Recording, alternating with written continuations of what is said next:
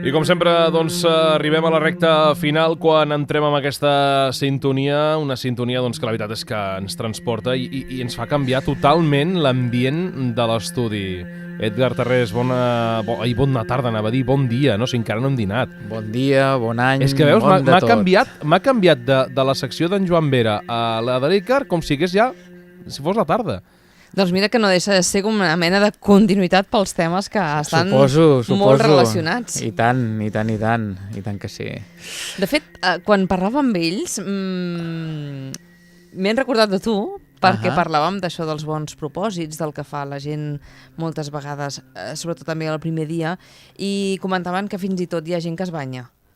I tant, sí, és un costum, i bueno, evidentment avui parlarem d'això, el que passa que, clar, és com algo molt festiu i tal, que es fa un dia i ja està, no?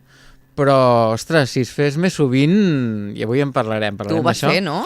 Jo vaig fent, sí. De fet, ara començarem, ja ho he fet moltes vegades, però a vegades allò m'ha costat, no?, la continuïtat i tal, perquè també et van sortint coses i allò, com altres coses les vas deixant. El que passa que ara vull començar ja a fer-ho en sèrio i per això fa temps vaig fer allò un post dient si algú vol venir, convidar a venir i ens banyem la gent que vulgui, perquè més que res, perquè com les coses les fas en grup, sempre és com molt més fàcil, no? Estem parlant de banys a l'hivern, No es pensi que estem parlant de banys a la platja a l'estiu i els dies amb el pic de calor al damunt. No. No estem parlant d'aquests banys. Exactament. A veure, el fred, en veritat, és algo que és molt bo per l'organisme. Evidentment, no estem parlant d'anar allò amb roba interior i sense calefacció com ve una onada de fred. No estem parlant d'això, evidentment, sinó quedaríem tots refredats. El que passa que sí que hi ha activitats que ben portades, controlades i ben fetes, doncs resulta que tenen uns beneficis físics pel nostre cos increïbles, val? Parlant d'això, de banyar-se a l'hivern, aquí ho tenim superbé, perquè tenim el mar aquí al costat, és que agafes... I podem triar, Jo puc anar a peu, no? Però hi ha gent que agafa el cotxe i en un moment i podem triar a les platges que vulguis, no? Evidentment. I això és de conya. Aquí està com... Clar, aquí estem molt acostumats a banyar-nos a l'estiu i ja està. Però clar, els països nòrdics... que l'aigua és freda sempre. Glaçada, no és fred. Glaçada, això és glaçat. Nosaltres la trobaríem igual, em penso, hivern i estiu, i segurament ni saben veure la diferència, no? Però, per exemple, a Finlàndia tenen una tradició que fa molts i molts anys, fins i tot tenen com associacions, aquí hi ha els amics dels animals, els amics del canti de no sé què, doncs allà tenen, diguéssim, associacions on es van a banyar. I tu has de pagar per ser d'aquella associació.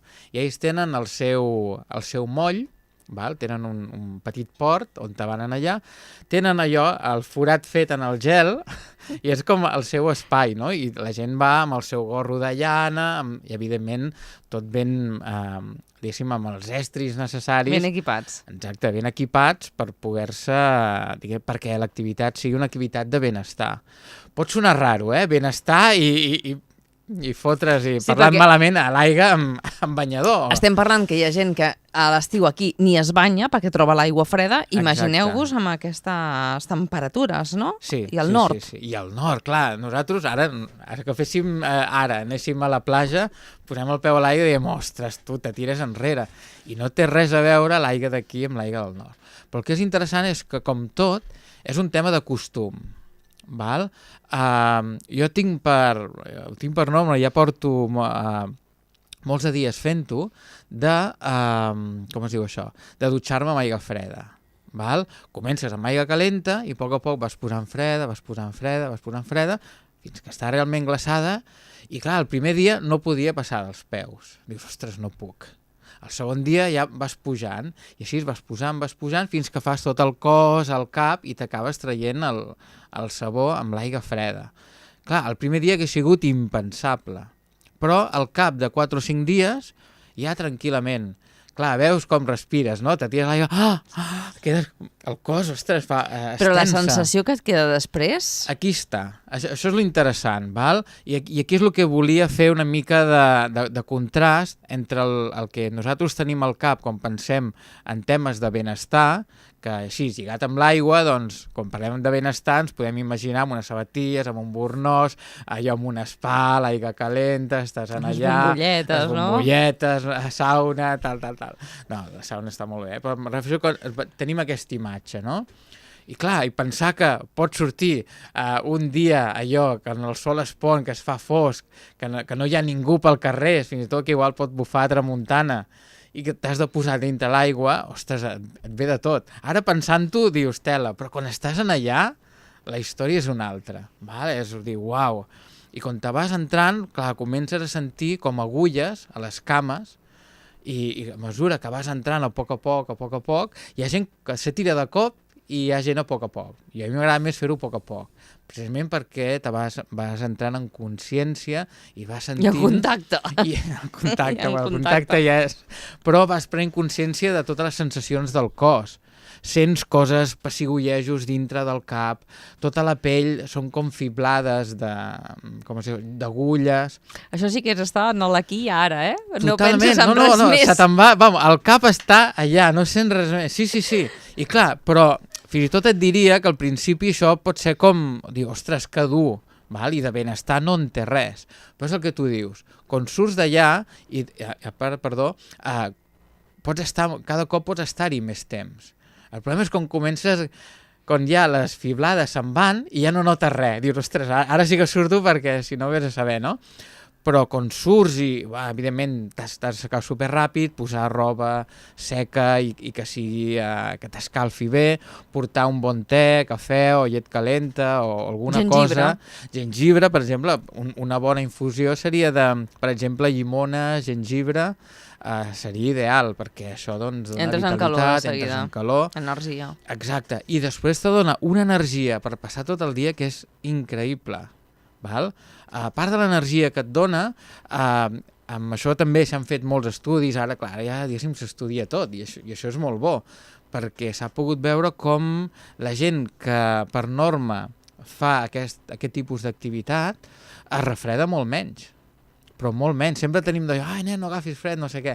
Però si tu vas acostumant el cos a això, el que fas és, en veritat, el cervell segrega quantitat d'hormones i segrega una d'informació a tot el cos per fer front amb això, que el sistema immunològic va a tota pastilla. Però clar, com més utilitzem el sistema immunològic, més s'activa i més actiu es fa no només en aquest moment, sinó sempre. Precisament parlàvem del sistema immunològic amb en Joan doncs... i l'Helena, perquè ara és l'època aquesta, no?, d'agafar refredats, que ens sentim doncs més baixos de defenses i és quan qui més qui menys agafa un refredat. Sí, és veritat. És que, clar, aquí passen moltes coses. No he pogut sentir el programa i no sé ben bé el que heu dit, no? Però el que està clar és que venim d'una època de molt de menjar, d'excessos, i això pel cos és fatal.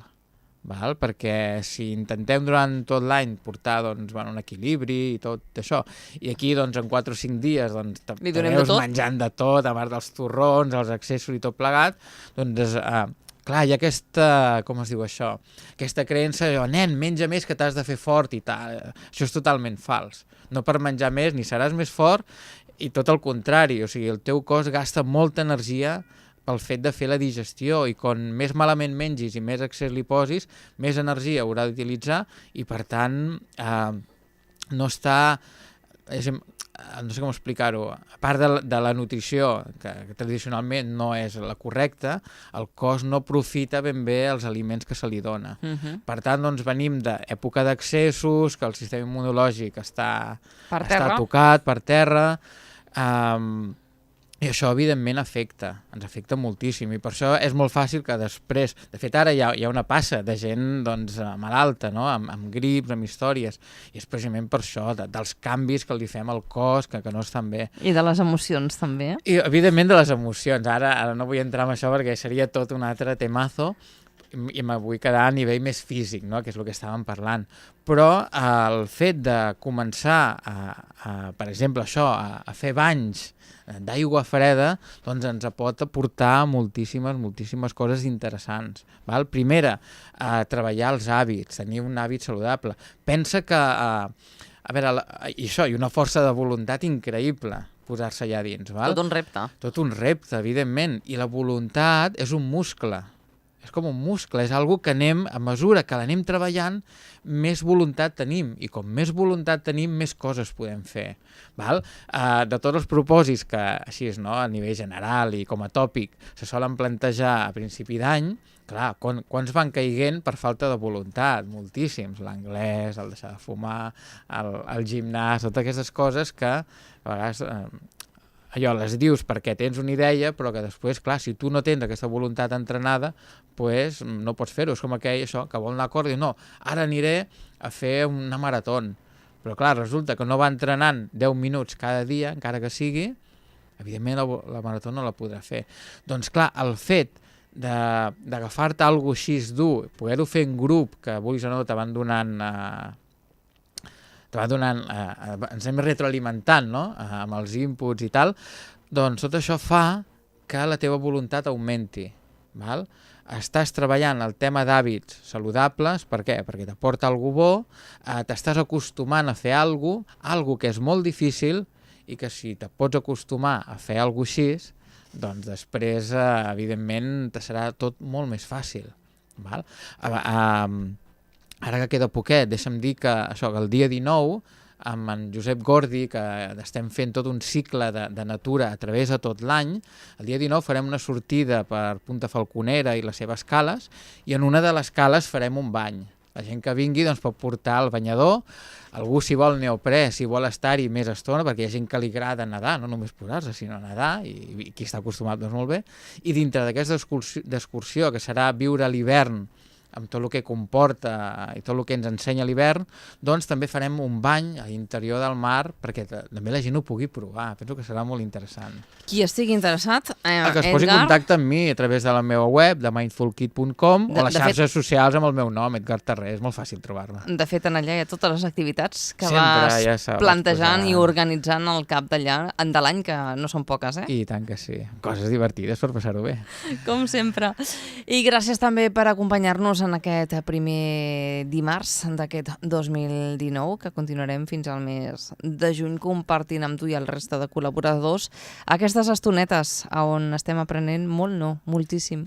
Gràcies a vosaltres i tant que sí, fins l'estiu anirem fent. Fins al proper dia, Edgar Terrés. Fins la propera, adéu. T'escoltem de fons fins a arribar al punt de la 1 del migdia.